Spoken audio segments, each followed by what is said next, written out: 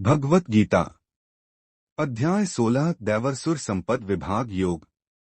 श्री कृष्ण ने दैवी और आसुरी गुणों की व्याख्या की। दैवी गुणों में सत्य, अहिंसा, करुणा, तप और संयम शामिल हैं, जो मोक्ष की ओर ले जाते हैं। आसुरी गुण जैसे अहंकार, क्रोध, लोभ और हिंसा विनाश का कारण बनते हैं। श्री कृष्ण अर्जुन को प्रेरित करते हैं कि वह दैवी गुणों को अपनाएं और आसुरी गुणों से बचें। यह अध्याय मानव व्यक्तित्व के सुधार और आत्मसंवर्धन पर जोर देता है। भगवत गीता अध्याय 17 श्रद्धा त्रय विभाग योग। अर्जुन ने श्री कृष्ण से श्रद्धा के प्रकार के बारे में पूछा।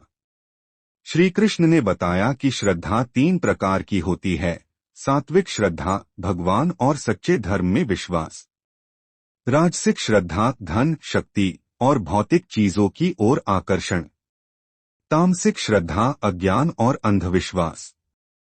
उन्होंने समझाया कि व्यक्ति की श्रद्धा उसके विचारों और कार्यों को प्रभावित करती है। सात्विक श्रद्धा सच्चे ज्ञान और मुक्ति की ओर ले जाती है। भगवत गीता अध्याय 18 मोक्ष संन्यास योग।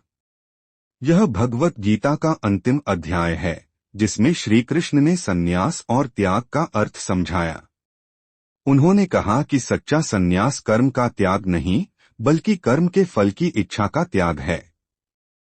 उन्होंने अर्जुन को यह भी बताया कि अपने कर्तव्यों को भगवान की सेवा के रूप में करना ही मोक्ष का मार्ग है। अर्जुन ने अंततः अपनी शंका को दूर किया और श्री कृष्ण की शिक्षाओं को स्वीकार करते हुए युद्ध करने का निर्णय लिया। ये 3 अध्याय जीवन के अंतिम लक्ष्य, मोक्ष को प्राप्त करने के मार्ग को स्पष्ट करते हैं। भगवत गीता जीवन का मार्गदर्शक। भगवत गीता हमें जीवन के कठिन रास्तों पर सही दिशा दिखाती है। यह न केवल एक पवित्र ग्रंथ है, बल्कि हमारे मन, आत्मा और कर्मों को शुद्ध करने का मार्ग है। इस यात्रा में हमने ज्ञान, भक्ति और आत्मा के महत्व को समझा। अब समय है कि हम इसे अपने जीवन में लागू करें और अपने कर्तव्यों को सत्य, धर्म और भक्ति के साथ निभाएं। आपके समर्थन और रुचि के लिए धन्यवाद। अगर आपको इस वीडियो से प्रेरणा मिली है, तो इसे अपने दोस्तों और परिवार के साथ साझा करें।